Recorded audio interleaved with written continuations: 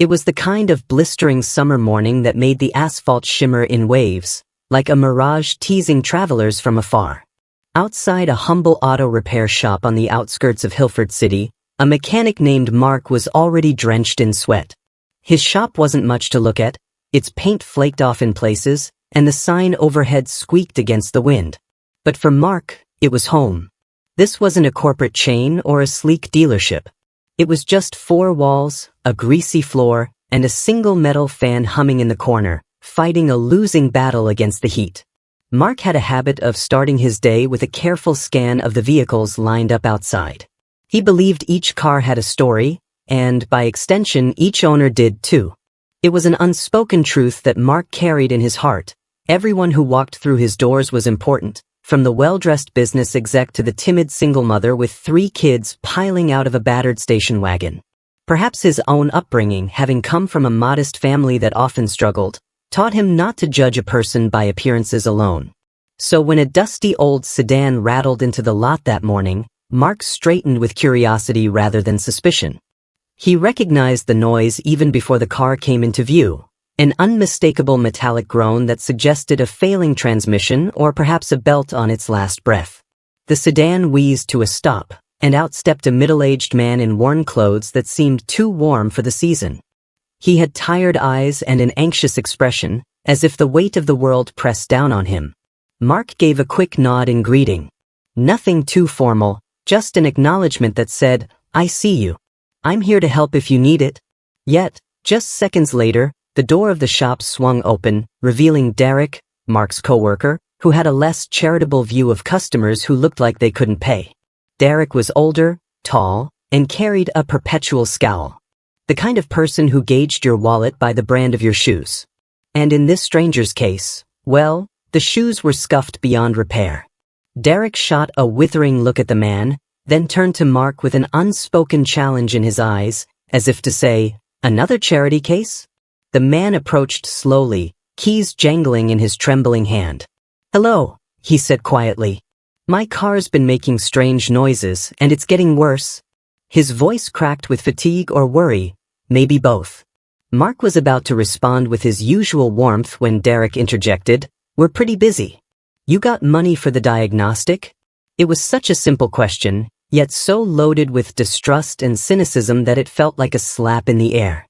The stranger paused, eyes downcast, and fumbled for his wallet. Mark noticed the man's cheeks flush with embarrassment. I think so," he murmured, flipping through a few crumpled bills. Clearly, he didn't have much on him. "I might not have the full amount right now, but if I could arrange payment." Derek cut him off, gesturing rudely toward the sedan. "That heap looks like it's about to give up the ghost. We don't do freebies here." Mark's jaw tightened. He had seen Derek act dismissive before, but something about this moment felt more intense, more hostile. Could be the summer heat, or maybe Derek was just in a worse mood than usual. Regardless, Mark stepped in, trying to ease the tension. "Let's take a quick look first, see what we're dealing with," he said to the stranger, forcing a polite smile. "If it's something minor, we can sort out the details afterward." The stranger nodded, relief washing over his face. Mark popped the hood, only to be greeted by a pungent wave of burning oil. He spotted multiple leaks and frayed belts. The engine itself was encrusted with grime, evidence of years of neglect, likely because the man couldn't afford regular maintenance. Still, Mark didn't flinch. He just wiped the sweat from his brow and asked, "Have you been traveling long?" The man glanced around nervously, like he wasn't used to receiving basic kindness. "I've been driving across several states, trying to tie up some loose ends," he said, choosing his words carefully. "I didn't think the car would fall apart so soon." Mark nodded sympathetically, but he could feel Derek's disapproving stare like a hawk circling above. The older mechanic let out a grunt. "I'll be in the office," Derek announced, making it sound like an accusation. Then he stalked inside, leaving Mark and the stranger alone under the harsh sun. Right then, Mark picked up on something subtle. The man's gaze drifted to a piece of paper sticking out of his jacket pocket. It looked like an official letter, though Mark couldn't read the text from that distance. But the man seemed reluctant to reveal too much about himself. Maybe there was a reason he was traveling under the radar. Maybe there was more to his story than appearances let on. Have you ever felt like people judged you before they even knew you? If so, comment below, because that's exactly what was happening here. One look at the stranger's dusty car and faded clothes, and Derek had already decided he wasn't worth the trouble. But Mark could sense a deeper truth. Perhaps it was the sadness in the man's eyes or the quiet dignity with which he spoke. Something told Mark that a good deed was the right move today, regardless of whether the stranger could pay him back in cash. As the sun rose higher and the temperature soared, Mark made a decision that would alter both their lives. He would help this man, no matter the scorn it drew from Derek or the financial risk he took upon himself. Because, in Mark's world, people came first, and money was a distant second. The following morning, the shrill noise of a ringing telephone jolted Mark from his cot in the back room. Yes, he sometimes slept at the shop when there was a backlog of repairs or a customer emergency. He scrambled for the phone, only to realize it was Derek on the line, barking instructions before Mark could even say hello. That guy from yesterday is still hanging around, messing up the front lot. Get rid of him or I will, Derek commanded, the contempt in his voice making it clear he considered the stranger no more than a piece of junk himself. Mark frowned, rubbing the sleep from his eyes. He'd stayed late, examining the stranger's sedan. The car needed more than just a tune-up, it required a near overhaul. But Mark also remembered how the man, whose name he now knew was Nolan, had spent hours politely waiting, refusing to complain despite the boiling heat and the uncertain outcome. Nolan's quiet gratitude for any help was genuine. Mark couldn't stand the idea of sending him away just because he didn't have a wad of cash in his pocket. He hung up on Derek's tirade and hurried to the front. Sure enough, there was Nolan, slumped on a broken plastic chair near the shop's entrance. He was clutching that same folded letter Mark had noticed yesterday, his expression a storm of worry and exhaustion. The moment Nolan spotted Mark, he straightened, forcing a half-smile as if to apologize for simply existing. "I'm sorry to be a burden," he began, voice cracking. "It's just, I have nowhere else to go until the car's fixed." Mark nodded, swallowing the lump of pity in his throat. "I'll do what I can," he reassured. "Let me check the parts inventory and see if we have anything that might at least get you back on the road." Nolan's expression lit with the faintest hint of hope, as though he couldn't believe that a stranger would bother trying to help him. Before Mark could say anything more, Derek appeared in the doorway. "You again," he spat at Nolan. "Why are you still here?" There was a smugness to Derek's posture, like he held all the power and he knew it. "Either pay up or go. We don't run a charity, and you're scaring off real customers." Nolan's eyes darted to the ground. I'm waiting for a transfer of funds," he said quietly, so quietly that Derek burst out laughing. "Funds, huh? You look more like you've been living out of that junk car. Don't insult my intelligence." At that moment, Mark wanted to step in, but Derek blocked him. The older mechanic jabbed a finger at Nolan's chest. "Listen, pal. We've all got problems. If you can't pay, get lost." Nolan just stood there, holding that letter as though it were his only lifeline. His face turned red, but he refused to lash out. He simply whispered, "I understand." Have you ever faced a moment where you wanted to speak up but felt voiceless? If you've been in a situation like this, comment below. The humiliation was thick in the air, and for an instant, Mark wondered if Nolan might actually give up and drive off with his sputtering vehicle. But the engine wouldn't even turn over now. It wouldn't make it to the end of the block.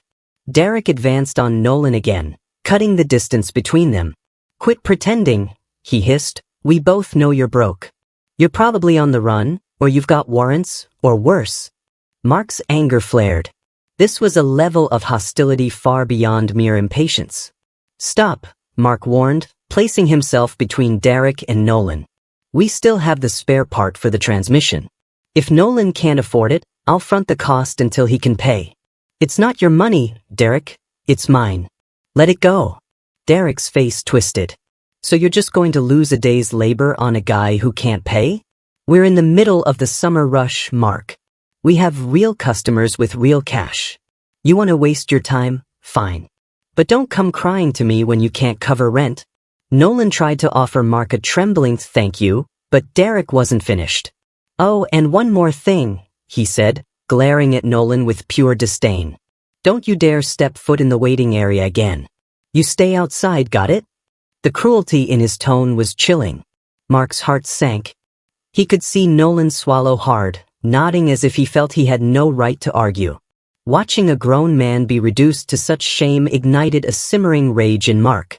Yes, they had rules, and yes, the shop needed income to survive, but there was no justification for blatant humiliation.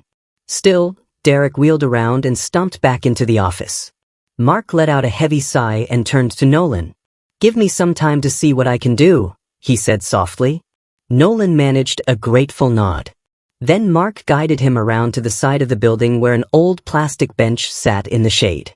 It was better than standing in the scorching sun, and it offered a bit of privacy from Derek's wrathful gaze. Now, some of you might be thinking, why would Mark stick his neck out for a total stranger? Well, have you ever met someone whose quiet dignity tugged at your heartstrings, making it impossible to turn away? That was Nolan. There was a humility in him that Mark just couldn't ignore. Plus, Mark knew what it felt like to be brushed aside.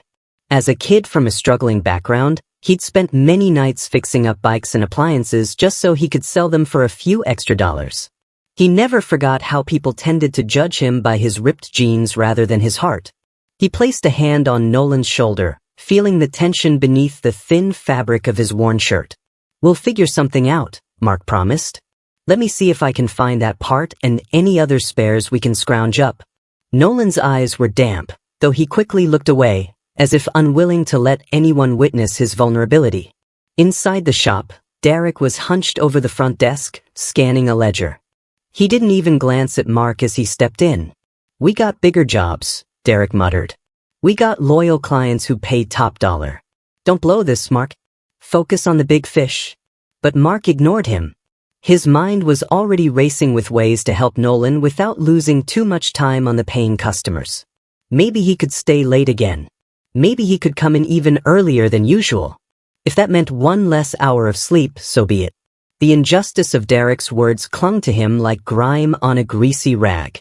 Mark left the office and headed to the storage area, rummaging through shelves of parts. Broken headlights, old mufflers, a handful of mismatched brake pads. It was like searching for a needle in a haystack. He let out a breath of relief when he finally uncovered the transmission part that might work for Nolan's sedan.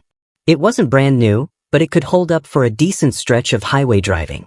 Outside, Nolan was right where Mark had left him, the afternoon heat pressing down on him like a heavy blanket. Mark knelt by Nolan's side and explained what would be required to fix the car. It's not a perfect solution, but it should keep you on the road for a while longer. Nolan nodded with misty-eyed gratitude. Thank you, he whispered. I promise, once I get my affairs in order, I'll repay you. But there was something else in Nolan's gaze, an unspoken fear, an urgency that Mark couldn't quite decipher. Almost as though Nolan was racing against time, or maybe outrunning a painful past.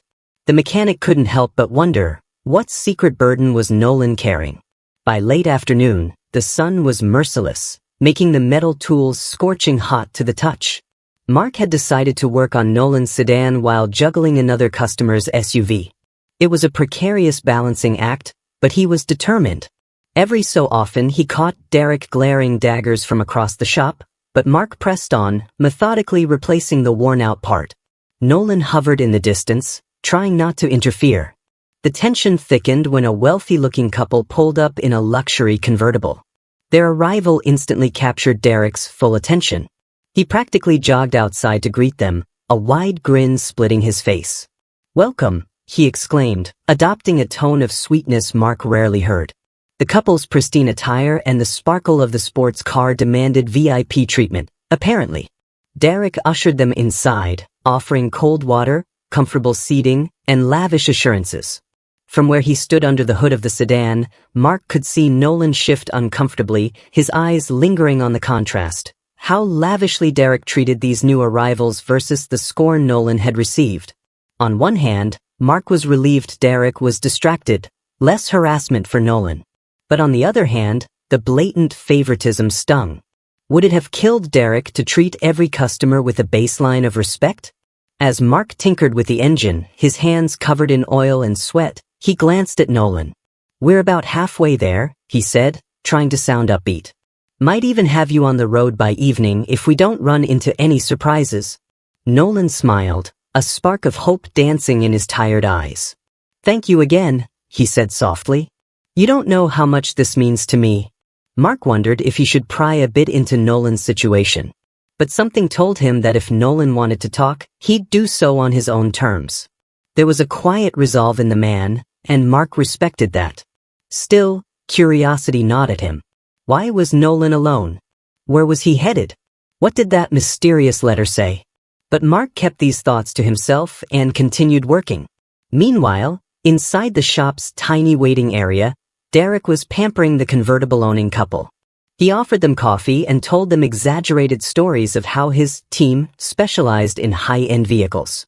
Through the glass window, Mark could see Derek gesturing at him, but it was the kind of wave that said, "That guy works for me," as if Mark was just a pawn in Derek's personal empire.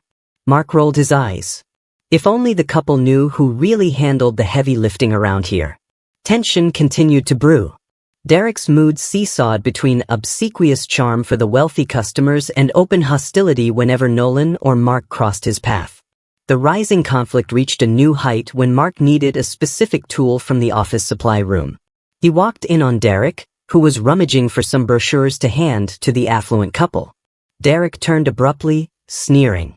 "How's your charity project going?" he taunted. "You realize they're expecting their car done in an hour, right? Why waste your time on that worthless sedan?" Mark bristled at Derek's tone. "It won't interfere with the convertible's deadline," he replied. "I'm just installing a part, and I'll jump right back to the other job." Derek snorted. "You'd better. Or else we'll lose the big tip." The older mechanic slammed the drawer shut and brushed past Mark. Stepping back outside, Mark tried to keep a calm facade. He was used to Derek's condescension, but today it felt heavier, as if something bigger was on the line.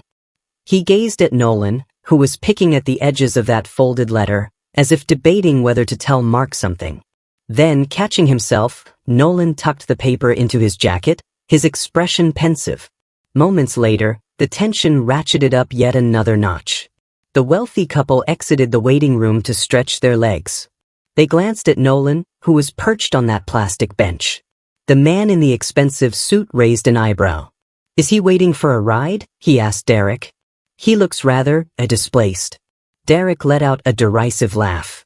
"Oh, him? He's just loitering. Don't mind him." Nolan stared at the ground, his cheeks burning, clearly catching the undertone. Mark was so incensed he almost wanted to call out Derek right then and there. But he forced himself to focus on finishing the job. If Nolan's car could be fixed soon, maybe the man could be spared further humiliation. Have you ever been in a situation where you watched someone else be belittled, wondering how much you should intervene? If you have, share your story in the comments. Sometimes, it's not about starting a fight. It's about providing the support the other person needs to stand tall. Eventually, the convertible's service was done. Derek practically skipped back to the register to ring up the couple, flaunting his best sales pitch about future tune-ups. They paid with a shiny platinum card, offered a generous tip, and drove off in a cloud of engine purr and high-end cologne. Derek beamed at the money, then glanced over at Mark as if to say, "See? That's what real customers look like." Meanwhile, Mark's project dragged on. The sedan was older than he initially guessed, like it had seen every crack and pothole in the country. Bolts were rusted in place. Parts had fused together with age. Sweat rolled down Mark's face, dripping onto the hot metal. Still, he worked meticulously, an unwavering determination pushing him forward. Derek's resentful presence loomed. Several times, he marched over and demanded, "Are you done yet, or you're wasting time?" Mark gritted his teeth, ignoring each jibe. He knew that if he rushed, he could end up doing more harm than good to Nolan's vehicle. Finally, Mark twisted the last bolt into position. He stepped back and wiped his hands on a rag, letting out a weary sigh. This was it, the moment of truth. He signaled for Nolan to get behind the wheel. "Try starting it up," Mark urged, his voice betraying a hint of excitement. Nolan turned the key in the ignition. For a tense second, nothing happened. Then, with a cough and a roar, the engine turned over. Relief flooded Nolan's features. A shaky smile lit up his face. Mark exhaled, triumphant. But the moment was cut short by Derek's mocking applause from behind. "Congratulations," he said sarcastically, "you've resurrected a clunker." Mark shot him an annoyed look. Nolan, oblivious to the sarcasm, muttered his heartfelt thanks.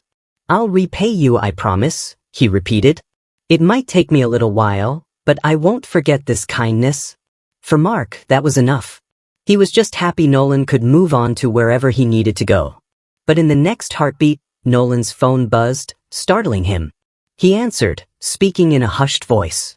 Mark overheard a few words. "I'm trying to get there? Yes, I understand." Nolan's expression soured as he ended the call. He tossed a hesitant glance at Mark, like he was about to explain something. But Derek's audible scoff distracted them both. That was when Mark noticed something. Nolan's phone wasn't a cheap, outdated model. It was quite a high-end smartphone, an odd mismatch with his tattered appearance. For a second, Mark wondered if he'd seen the phone brand incorrectly. Or maybe it was a gift. He shrugged it off, but a small voice in his head whispered that perhaps Nolan's story wasn't so straightforward. If you believe in standing up for justice, even when it's not easy, make sure you subscribe to this channel. Your support helps spread the message that everyone deserves fairness, no matter their appearance. Nolan stood, carefully folding up his letter and placing it back into his jacket pocket. He turned to Mark. "Could I possibly stay just a bit longer? I need to find a safe place to park and gather my thoughts." Mark nodded, and for a moment he considered offering Nolan a meal or a place to rest. But Derek was pacing in the background like a storm cloud ready to strike. In that moment, everything felt on the brink of a bigger confrontation. Nolan was functional now. His car started, but he was still in a vulnerable position. Derek was seething, perhaps worried Mark's generosity had cost them time and money. And Mark could sense something crucial was about to unfold. There was a tension in the air, like a coiled spring waiting for the slightest trigger. An hour later, the shop was momentarily quiet. The rush of affluent customers had subsided, leaving Mark and Derek alone in the main bay. Nolan lingered near his sedan, flipping through his phone with a look of increasing worry. Mark couldn't help but glance over, wondering if Nolan had anywhere to go now that his car was running. But Derek, always on edge, finally snapped. "Are you planning on staying here all day?" Derek barked at Nolan, loud enough to echo off the concrete walls. Nolan stood upright, startled. "I was just trying to," he began, but Derek cut him off. "You think you can freeload here? A place of business?" His tone was even harsher than before. Mark moved to intervene, but Derek's hostility surged like a flash flood. "You know what?" Derek spat, jabbing a finger in Nolan's direction. "I'm done humoring this. I gave you a chance to leave. Now you're trespassing." He turned to Mark, eyes blazing. "Call the cops if he won't get out. I'm sick of these sob stories." Nolan's face drained of color. "There's no need to call the authorities," he said, his voice trembling but still dignified. "I'll go." But as he gathered his few belongings, the letter slipped from his jacket pocket onto the greasy floor. Derek's eyes zeroed in on it immediately.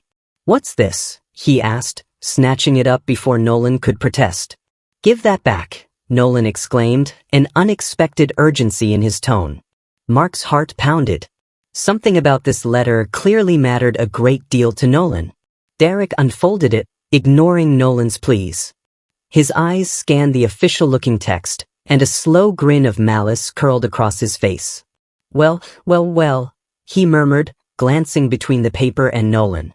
"You've been lying to us." Mark's tension spiked. "Derek, hand it over," he warned. "That's private property." Nolan stood there, fists clenched, his chest heaving with apprehension. But Derek refused to comply. "It's from some corporate legal department," he said smugly. "Talks about controlling shares, board meetings, major assets." "So who are you really?" Nolan lunged forward to reclaim the letter. This time, Derek shoved him backward, sending Nolan sprawling to the ground. Mark gasped, rushing to help. Onlookers, two passers-by in the lot, stopped in their tracks, drawn by the commotion. "You want to explain yourself, Nolan?" Derek sneered, emphasizing the name like he didn't believe it was real. Hiding in ragged clothes, claiming you're broke, but you have fancy lawyers drafting up documents about stock portfolios? Nolan clambered to his feet, wiping a thin line of blood from his lip where he'd hit the concrete. He looked around, humiliated, as a small crowd gathered. Mark's stomach twisted. This was public humiliation taken to a whole new level. "Derek, stop," Mark said, voice shaking with rage. "Don't do this." But Derek ignored him, brandishing the letter like it was a weapon.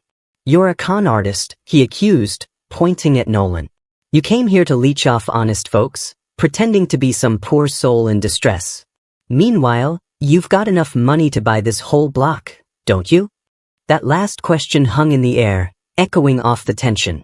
Nolan stood silently for a long moment, his breath ragged. Mark's heart hammered.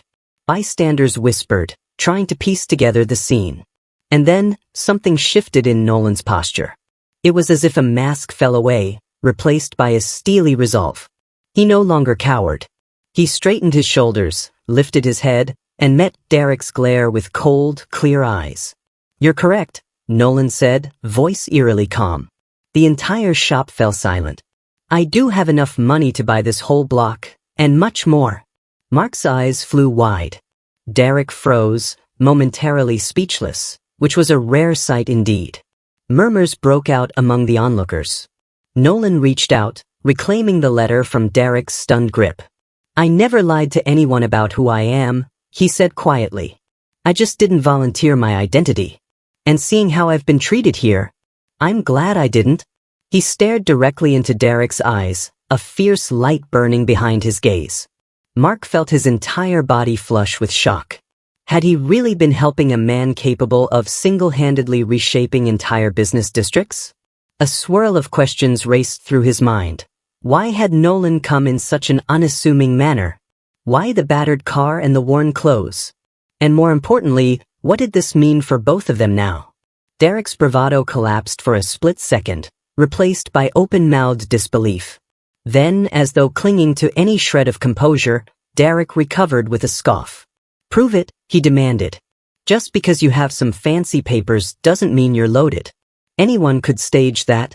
Nolan exhaled, a mixture of frustration and disappointment clouding his features. He unlocked his phone, tapped a few screens, and then turned it so Derek, and everyone else, could see.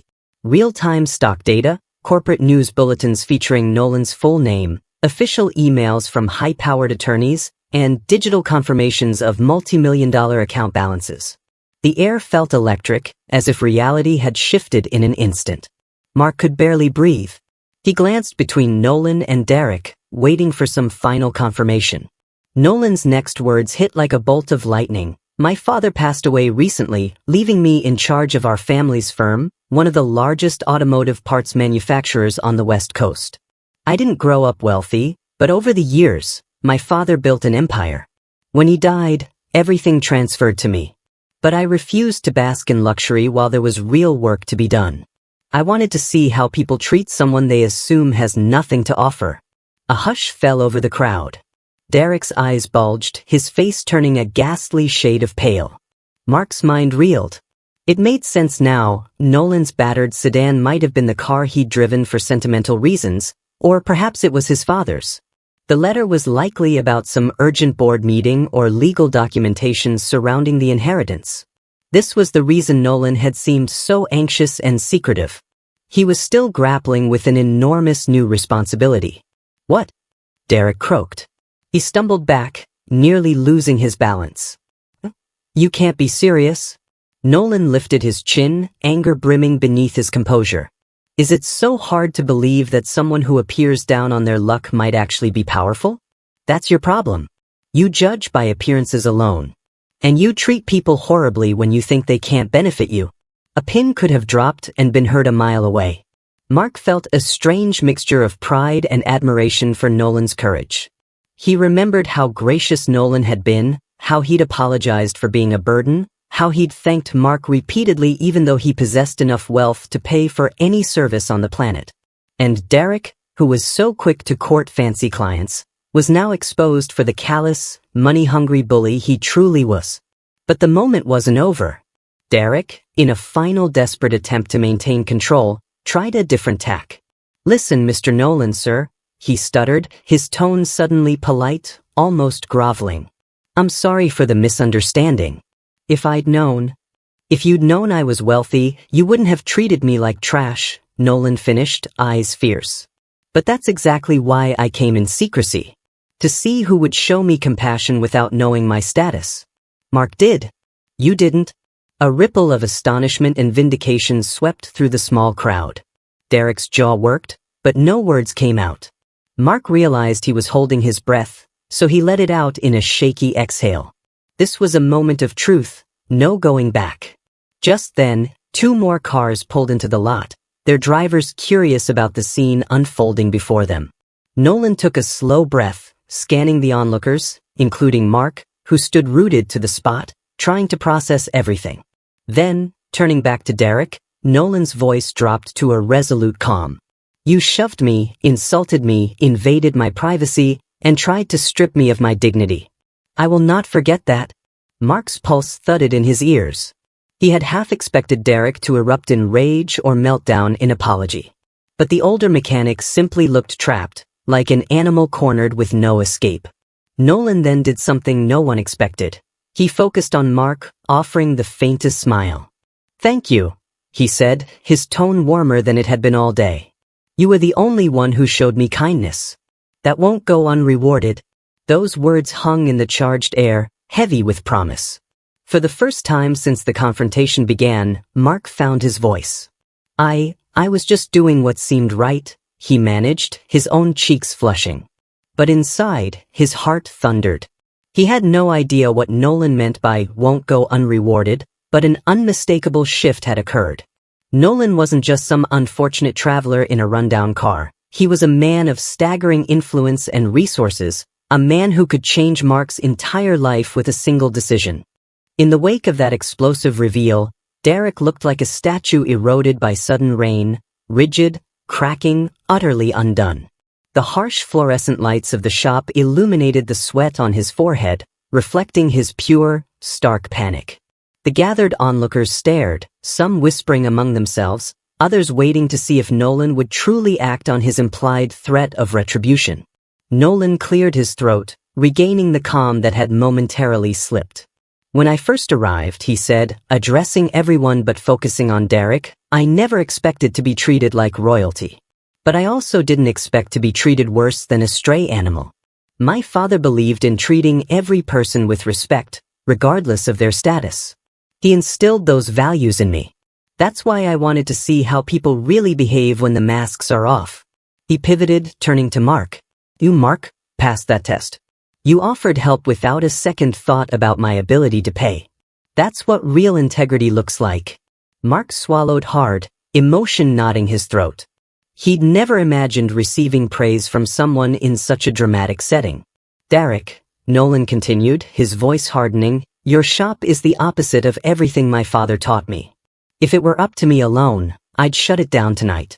But I understand this might be your livelihood as well." He paused, letting the gravity of the statement sink in. Derek, his arrogance shattered, tried to scramble for a defense. "Look, I was just having a bad day, all right? Times are tough. We get people coming in trying to swindle us all the time. I have to protect my business." But his attempts at justification rang hollow in the face of everything that had transpired. The small group of bystanders murmured, some shaking their heads in disapproval. A few took out their phones, possibly recording or snapping photos. Derek cast a frantic glance around, realizing that this incident could spread like wildfire on social media.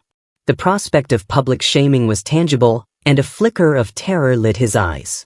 "Protecting your business doesn't mean demeaning people," Nolan replied flatly. "And assaulting someone, pushing me to the ground, definitely doesn't." Derek's face turned beet red. He opened his mouth to protest, but the truth was undeniable. Everyone had seen him shove Nolan. One of the bystanders, a middle-aged woman who'd come for an oil change, spoke up. "I'll be taking my business elsewhere after this," she said, glaring at Derek. Another bystander added, "Yeah, me too. This is disgraceful." The crowd's sentiment crystallized. Derek was in the wrong, and his reputation was in freefall. Mark studied Derek's reaction, half expecting an explosive outburst, an attempt to salvage dignity by lashing out. Instead, Derek seemed to deflate. His shoulders slumped, eyes darting nervously. He looked like he might beg or lash out at Mark, but for once, he remained silent. Have you ever witnessed someone finally face the consequences of their actions? It's a strange experience, seeing the shift in power, the moral lesson becoming tangible right before your eyes. If you have thoughts on this, drop them in the comments. Nolan sighed, turning to Mark. I'm not a vindictive person, he began, then paused as if weighing his words carefully. But neither am I a pushover. This man violated my privacy, disrespected me repeatedly, and physically assaulted me.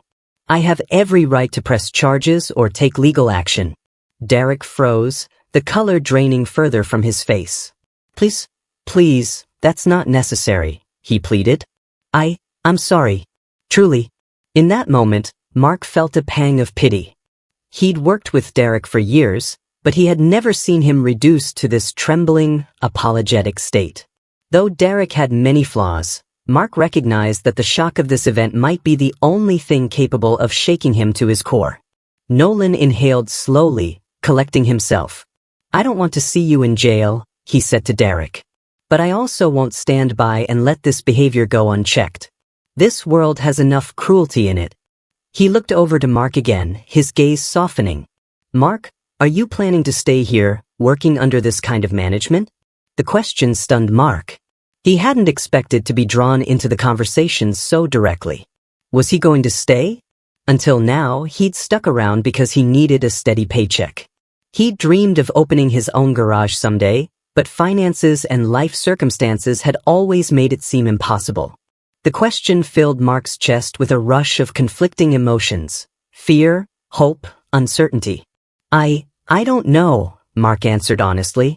I've always wanted my own shop, but well, it's a dream, not reality. Nolan nodded as if he understood completely. Then he turned back to Derek. Firing you might be the easiest route, but I don't even know what your business structure looks like. You're not the sole owner, are you? Derek shook his head, swallowing hard. I co-own the place with a silent partner, he murmured. Nolan let out a short laugh, as though the irony was too thick to ignore. That's fine. I'll find that partner. I'll ensure changes are made either by buying out this establishment and renovating it from top to bottom, or by partnering with a more ethical mechanic in this area.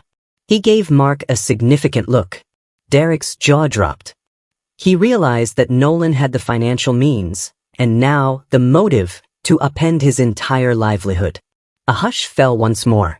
The bystanders, feeling the crescendo of drama had peaked, began dispersing, whispering among themselves about what they had just witnessed. Nolan waited, letting the crowd thin out before speaking again. This time, his voice was kinder, as though he wanted a resolution more than a vendetta. We all make mistakes, Nolan said, addressing Derek directly. But you need to understand that what you did today was beyond a mere mistake. The measure of a person is how they treat someone who can do nothing for them, or at least, how it appears on the surface. You failed that test spectacularly. Derek's eyes shone with shame. Nolan exhaled, shoulders relaxing. I'll give you a chance to redeem yourself, he finally said, surprising Mark. But if I hear one more report of you harassing customers or employees, I will personally ensure this shop is either closed or under new ownership. Understand? Derek nodded wordlessly, relief and fear battling in his expression. After that ultimatum, Nolan turned to Mark with a small smile, one that hinted at optimism. Now, Mark, he began, your dedication is the only reason my car is running.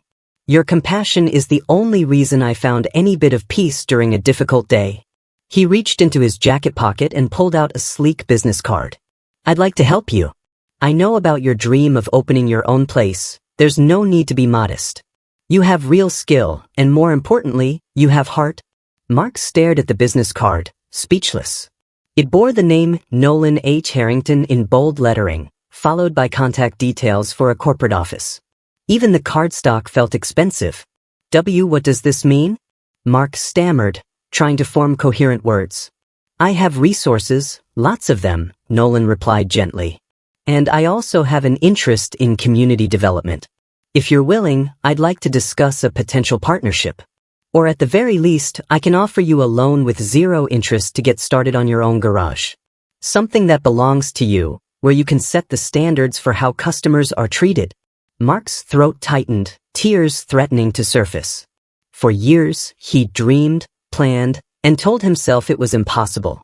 Now, opportunity was being handed to him by a man he'd known for barely a day, yet had helped selflessly. Across the lot, Derek watched with envious, defeated eyes. He seemed to sense that Mark's days in this shabby, oppressive shop might be numbered. Nolan extended his hand, and Mark shook it, still trembling with disbelief. Thank you, Mark managed, his voice choked with emotion. I don't know how to repay you. Nolan squeezed Mark's hand, that warm, earnest smile still on his face. You already did, he said. When I was just a stranger with a broken car, you treated me like a human being. At that moment, Derek's phone rang, a piercing jolt that seemed to highlight the tension that remained in the air. He fumbled to answer it, shooting Nolan a fearful glance. But Nolan didn't seem interested in eavesdropping. Instead, he looked at Mark, then around at the dusty shop, the oil-stained floors, the rickety fan that struggled to keep them cool. A change was coming. The question was how soon and how profound. In the distance, the clouds rolled overhead, hinting at a sudden summer storm. It felt fitting, Mark thought. Storms often heralded new beginnings.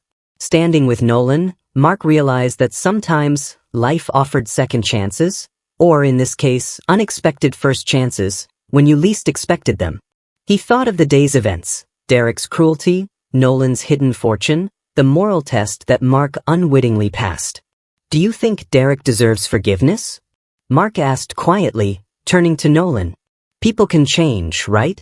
Nolan studied Mark's face and then glanced at Derek, whose expression was a tangled web of resentment and regret. I believe everyone deserves a shot at redemption, Nolan answered after a pause. But not without consequences. Actions have repercussions. A week later, rumors about the incident at the auto shop had spread across Hilford City. Some folks had posted videos online, capturing Derek's outburst and Nolan's reveal.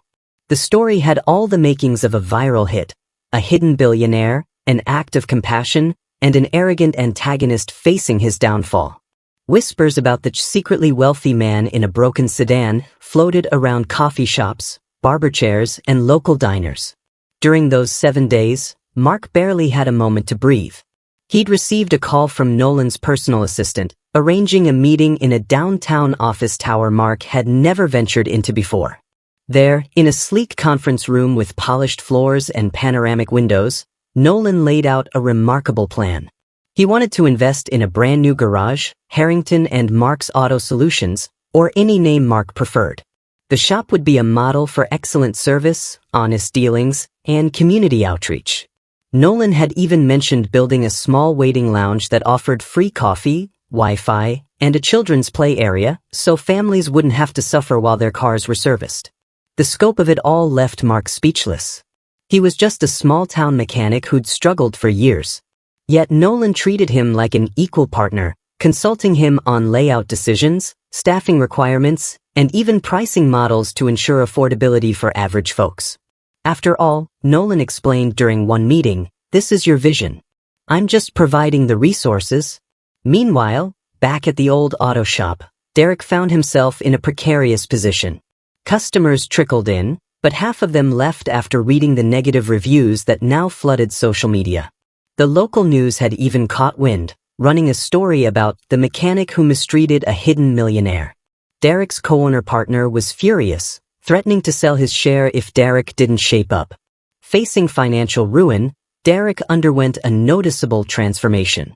He strove to greet each customer with politeness, going as far as offering free estimates. He was, in his own way, trying to salvage the business. Whether it was a genuine change of heart or desperate self-preservation was open for debate. Nolan kept tabs on the situation from his corporate headquarters. One day, he invited Derek to a private lunch, a gesture that baffled both Mark and Derek. Over a tense meal, Nolan confronted Derek with the facts. Your share of the shop is worthless if you continue down this path. However, if you commit to real reforms, proper training, fair pricing, respectful customer service, maybe there's a future where your shop survives. Derek, swallowing his pride, agreed to implement changes. Nolan left him with a final warning. I'll be watching. One slip back to your old ways, and I'll make it my personal mission to see that your business either improves or is sold to someone more competent. In the midst of these developments, Mark moved on. He submitted his resignation to Derek, who didn't even protest. He just looked exhausted. Good luck, Derek mumbled, signing Mark's final paycheck with shaky hands. There was no ceremony, no farewell party, but Mark didn't need any. His heart was already brimming with excitement for the future. Soon, construction began on Nolan and Mark's joint venture, a modern garage near the main road into Hilford City. Bulldozers tore down an abandoned building, while architects and engineers refined the layout for a large service bay. Mark visited the site daily, sometimes wearing a hard hat while he showed workers exactly how wide he wanted the bays, or where the tool shelves should be. He felt alive, purposeful, like his dreams were finally materializing. One afternoon, Mark found himself standing on a rise of dirt, gazing at the skeleton of what would soon be the new garage. Nolan arrived, stepping out of a sleek black SUV.